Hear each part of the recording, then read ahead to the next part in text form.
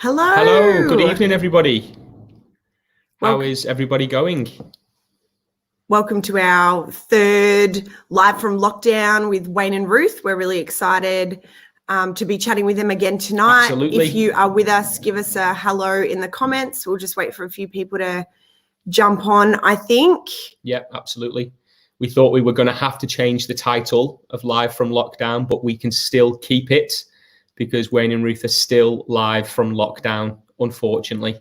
So, yeah, we haven't had to come up with a new name. Mm-hmm. This is true. Yeah. Helpful for us, not so helpful for the Swiss, I think. More important they make it out of lockdown than us having to change the name of our chats. This is true. Live out of lockdown. Live out of lockdown. We won't be able to catch them. Life out of lockdown. We'll try and catch them, but they'll just be having a life, socializing, having a life, out and about for sure. Yeah, we highly encourage that. We've got a few viewers on. Say hi in the comments. Yeah, jump on. Let us know you're hanging around tonight. We would love that. You can access this via YouTube or Facebook. I figured out today how to actually send the link to the lives. So we sent that out to the church like a direct link. My mum's on all the way from England. Al.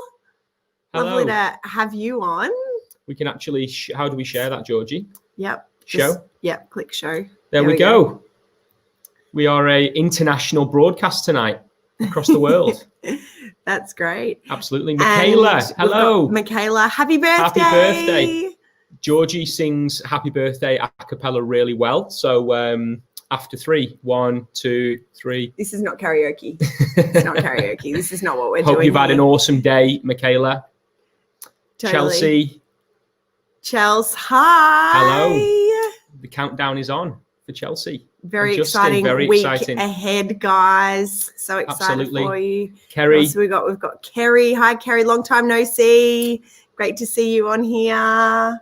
Michaela's requesting that you sing Happy Birthday, Georgie. No. Plus, I don't have Lily to harmonise with me. So that's not going to happen. In person, Michaela, next time she sees you with Lily. Totally. You guys will be out of lockdown for your next birthday, which will be good. Yeah. Cool. Okay, we've got a few people on now. So we are going to invite Wayne and Ruth on, seeing as you don't probably want to listen to us. Bethany, good evening. Hi, Beth. Jesse, good to see you online, mate. Great stuff. Absolutely. Okay, we are adding Wayne and Ruth. Welcome. Hey. Hi. How are you? We can move now. Yeah. Great to see you guys. Hello, everyone. You too. You're both looking very well. Oh, yeah, we're feeling great. Yeah. Looking extra good with your broadband this week. So, we should have a clear. It's an improvement on our last circumstance. Yeah. So we get about, 50 megabytes per second. So for the techies, that probably means something. It's okay, but it's still fixed wireless. So it's not a cable because of where we live. Okay. So yeah. But better than what we had before, isn't it? Much better than what we had. Very good. Megabytes per second. And it's been a day of birthday celebrations in your family today? It has. Michaela's 21st. Yeah. And our little Tora is 5 today. So. Very good. And your niece is 10. Oh, and my niece is 10 today. Wow. Yeah. Wow. So it's kind of weird, eh? You guys have been partying hard. we have asked Michaela. She's 21, which means she's finally an adult. So we're looking forward to a change in her behaviour, and we're waiting to get notice that she's moving out because as an adult, we don't want to hear for too long. Hey. Yeah.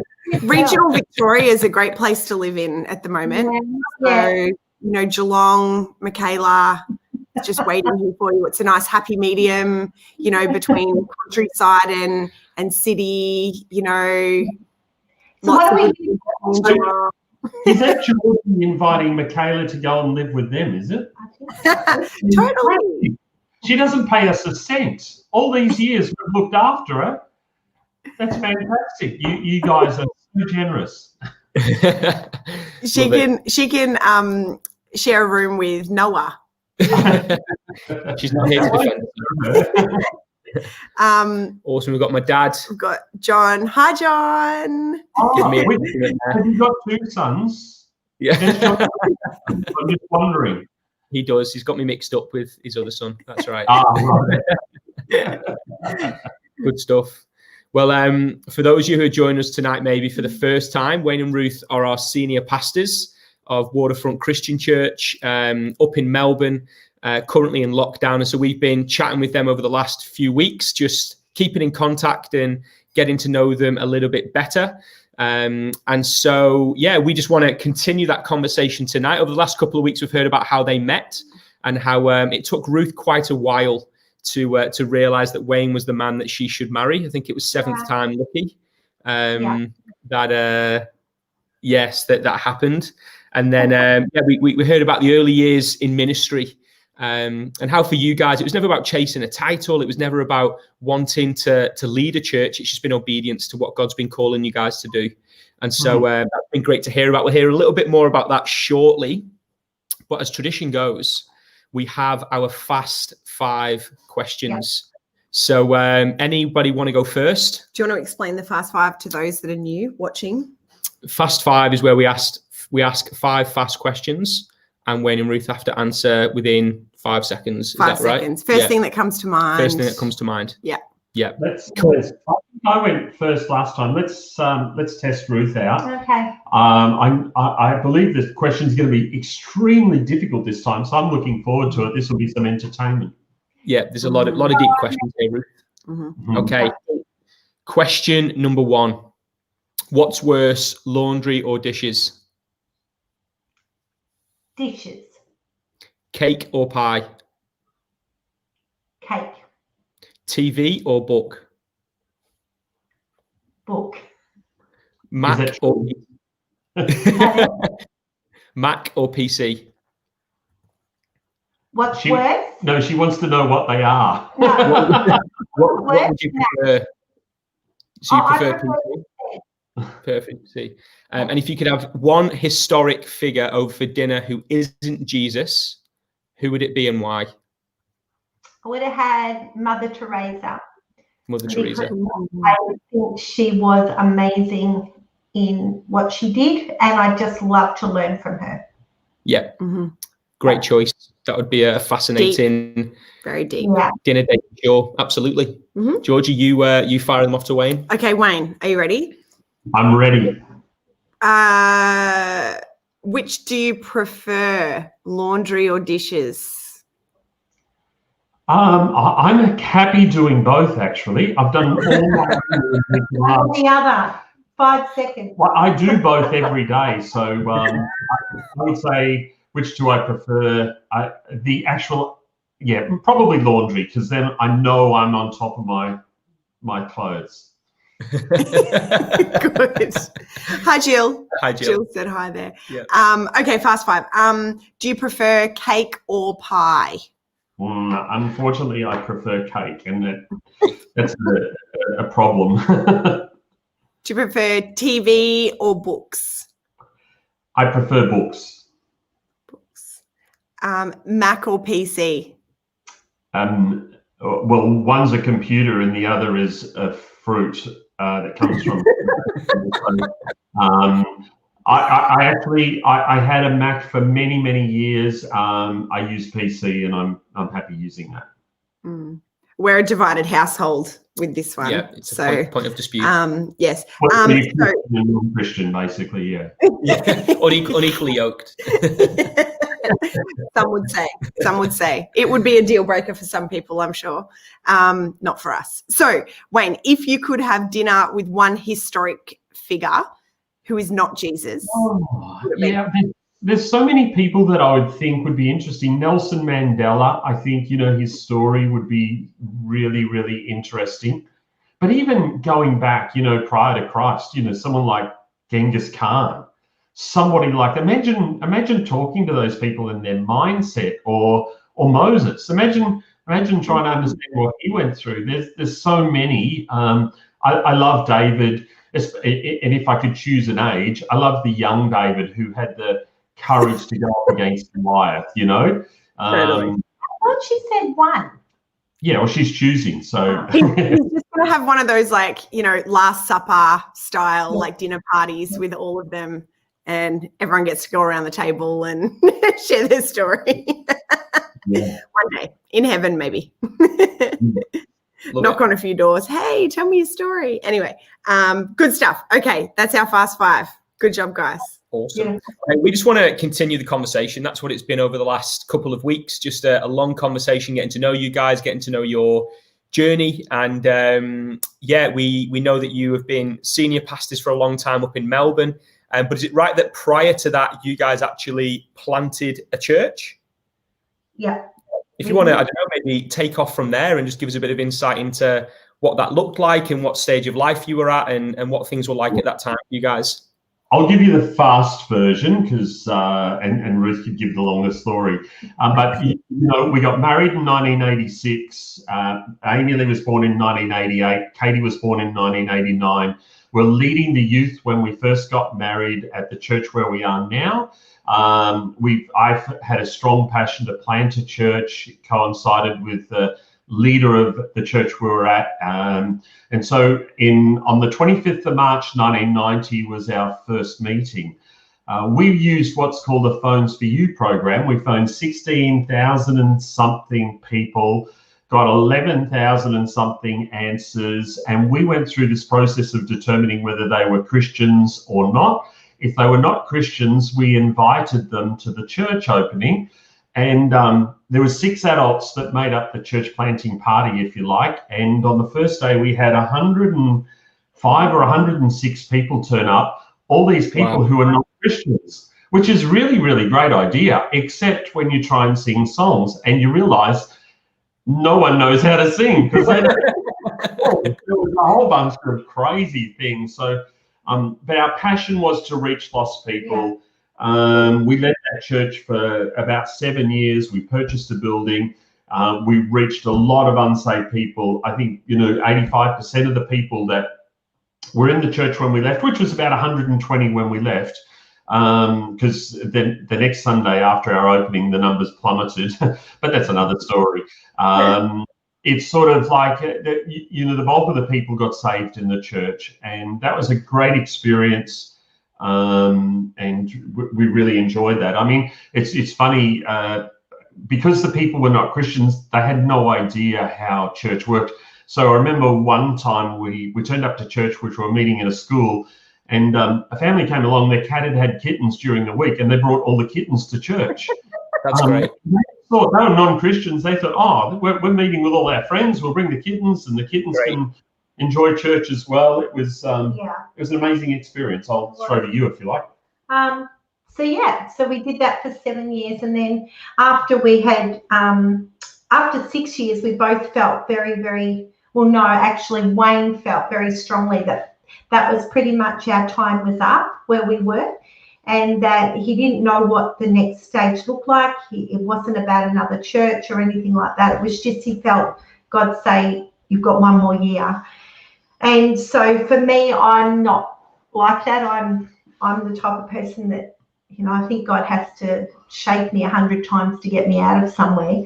And after we sort of were going along in that year, that we both started, I was having dreams about going back to Resound, where we are now, and bit hesitant about going back because it was where I'd grown up, and where I'd come from. But we just both kept praying about it. But at the same time, Wayne had been offered a job in Sydney with the company he was working with. And the job was to go there and be the operations manager or the general manager of Regency Shower Screens it was. Anyway, we just both looked at each other and thought, do we do that or what do we do? And then at the same time, where we are now came up. Now, we were offered probably $150,000 back 23 years ago, and a whole lot of other things added to that to go. Or we could take a job that paid hardly anything, really, which wasn't a job. But we both knew that God was calling us. So that's why we went to Resound. His boss couldn't understand it. He was really just baffled that Wayne said, no, I'm going to do the church. And so then he came back and he said, all right, well, I've got a plan. You can do the church on the weekends, and I'll fly you up to Sydney Monday to Friday, and you can still get the same money and you can still do the church thing. And we said no. And then he said, well, I've got another plan. You can go 3 days to Sydney. I'll give you the same amount of money. Just do it for 3 days a week, and I'll fly you back and you can do your church thing. And we just both felt really strongly that God said no to give, at the time it was Knox City Church, everything that we needed to give. And don't regret it one bit. Not one bit. God just went before us, and we've been there 1997 we went. We took over in 98. Yeah. So we've been there for 23 years. So yeah, it's been an amazing journey, and such a journey of just seeing God's hand on it. So that's our journey to there, and how God led us. So yeah. So obviously senior pastors of now Resound Church for the last 22 years. And you've both continued your journey in ministry, and now Wayne obviously is our national leader. Just talk to us a little about that and what that looks like for you as a national leader, and what that means, and I suppose the responsibilities that you have of nearly 100 churches throughout Australia and the world. Yeah. Well, at the time, there was a fear that the next national leader was going to be assassinated. So I don't know how it worked, but they voted me in. So not really. Sorry, everybody. I'm sorry. Again, it's just about conviction. I've never been involved in church leadership out of ambition, only out of obedience to God. I remember the time, so we've been leading the movement for 7 years now. And at the time, there's an election process, and people nominate you to be the leader, and you've got to accept the nomination. And I felt it was really quite difficult, because the person who was the leader was Pastor Tim Jack, and I felt an extreme loyalty to him as a leader. But I had significant prophetic words over me from leaders from other movements who had no idea of what was happening, and every one of them confirmed the fact that I should at least put my hand up. And so I spoke to Tim and told him, listen, Tim, this is where I'm at. What do you think I should do? And he said, you need to put your hand up. And I said, well, I don't really want to do it. I feel like it's an act of disloyalty. And he said, no. And so, cut a long story short, I was elected the leader, and Tim had done an extraordinary job leading. It's a challenging task, because, as you say, there's churches around the country, all sorts of different circumstances and challenges that go with it. We've got about 300 full-time employees. We operate as one company, so it's quite different to just a collection of churches. It is one company, and we're legally responsible for the activity of all the employees and the churches, and their funding and everything else. So it carries with it some weight, and learning to carry that and to act appropriately. There's great things that you get the opportunity of doing, and that's seeing people take up roles and positions of leadership in line with God's call.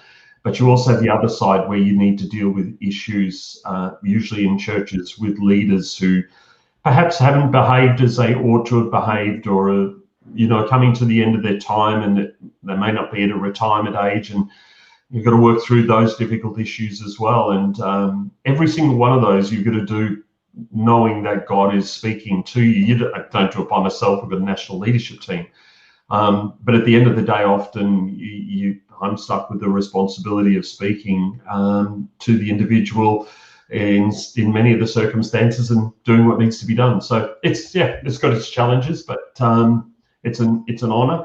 The movement's in 100 countries around the world. We've got about, as you say, under 100 churches in Australia, but it's in about 100 countries around the world. And amazing, really. And the missions work that happens from our churches in Australia is significant, right throughout Asia, into Africa, connections into the UK or into Europe, into the US. It's amazing what our churches are doing. And so it's an honour.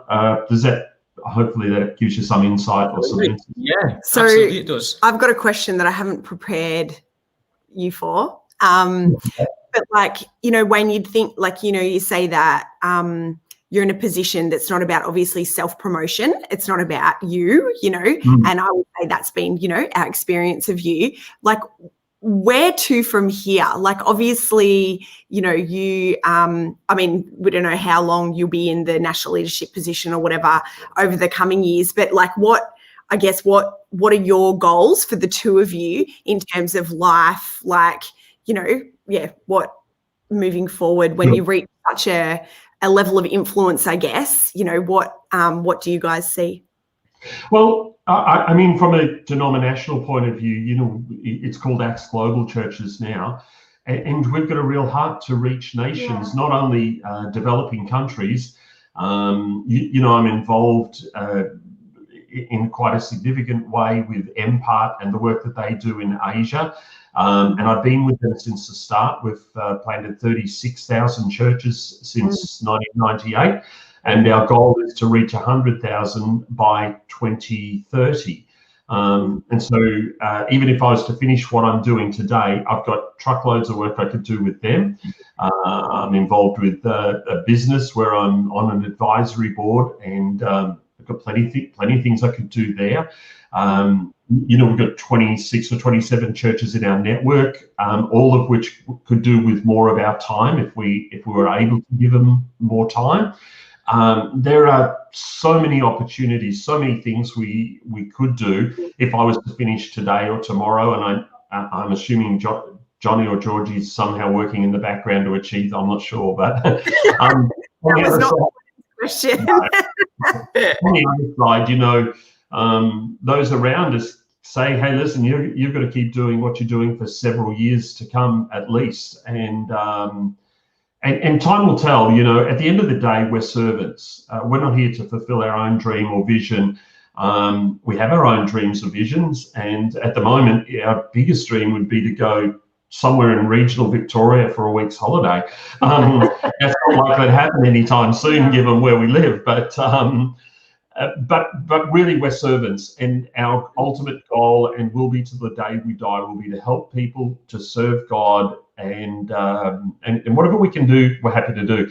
And to be honest, you know, I joke about the fact that if I'm no longer the pastor of the church, I'm happy to mow the lawns. As a matter of fact, I still sneak down and mow the lawns every now and again. So it's because, believe it or not, gardeners are not allowed or haven't been allowed to operate in Melbourne. So the gardener we had normally doing it wasn't allowed to go to the property. So I love hearing that insight, Wayne, and just, I suppose, your mindset, your heart, your approach to the responsibility you've been given. And just to reiterate, you know, we've only experienced humility, encouragement. You want to push us forward and see, you know, the call of God in our lives to be fulfilled. And that's what we've experienced from you guys, which is incredible. We've got a couple of minutes left. So potentially in 30 seconds to a minute each, if you could just give anybody that's watching now one simple piece of advice you guys never saw, maybe this happening for your life, yet here you are, what would you say to them? Go. In 30 seconds? Fast 30. Fast 30. One short piece of advice. My piece of advice to people is be people that are willing to serve God no matter what. And you know, if you're feeling a sense that you want to be in the ministry in the church, then make sure it's not about a job or just doing something because you want the glory or you like the thought of being the pastor. Make sure it's a call. Make sure it's actually what God's asking you to do. You know, and that goes for anything, I guess. Really seek God and say, hey, God, what are you calling me to? And really press in and find it. Because for me, the ministry, doing what we do, is not a job. I don't do it for the money. I don't do it for the accolades. I do it because I know that I'm called. And that's what enables me to keep going. And that's why I'm going to do this until whenever God says no more, and not jump ship. I'm going to keep going and doing what he wants. So that's cool. Yeah. For me, it'd be this: find out what you think God is calling you to do and do it. and you need people around you to encourage you, to push you. I know even, taking on the role of the national leader, one of my friends said to me, he said, I said, I don't know if that's me or whether I can do it. He said, you won't know unless you try. And the worst thing that'll happen is you'll fail.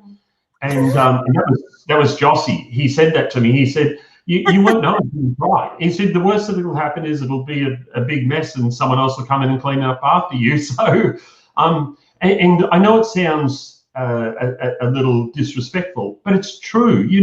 We don't know what's in us. God has called us all. And unless we try, we're never going to know. Too many people wait for it to be safe. So for a young person in particular, you do the work that's necessary to find out what God is calling you to do and work at it. Find someone who you trust, who can talk to you, who you will let speak openly to you, and push ahead. Now, when you're younger, ambition is usually heightened, and you'll have extraordinary dreams and visions. And I say, go for it. If that's what God is showing to you, go for it. Time will tell whether that's what God has said, but nonetheless, go anyway. So I know we're pushed for time, so that's probably just a couple of little things. Great. That's Love great. It. Absolutely. Love it. So good. Let me say one thing in closing, and that's this. John Kettle's come on and said, hello, my beautiful son. I don't know about beautiful, but and I don't know John, but I do know you've raised an extraordinary young man, and we're proud to be connected with him. I'm still not sure about the beautiful part, so love you, John. Handsome. Hey, we've had a few people jump on, which is awesome. Hi, Jill. Good to see you guys. My uncle from the UK. Awesome to see you online, Tim. And Hope as well. Great to see you online, Hope. We miss you. We miss you and too. We're looking forward to seeing you at church soon, hopefully. But we've loved tonight, Wayne and Ruth. We thank you for giving your time at the end of what's been a busy day for you guys. And we're just praying for you, and we're looking forward to seeing you. In person. Wayne, we'll see you in a couple of weeks when you're preaching down here. Ruth might be a little bit longer, but bring it on, hey. No, No, it's you and then Ruth. Is it? Oh, yeah. I'm getting it wrong. Sorry. Shortly. That'd be good. Shortly. For those watching, we do have our online corporate prayer on Zoom. Check your Friday email. No, not your Friday email. I say that every week. Today. Yeah, today. I sent you an email today with the link. So jump on. We'll be on in just a couple of minutes. So, we'll see you there. Awesome. Okay. You guys enjoy the night. Bye. Take care. Thanks. Bye. Bye.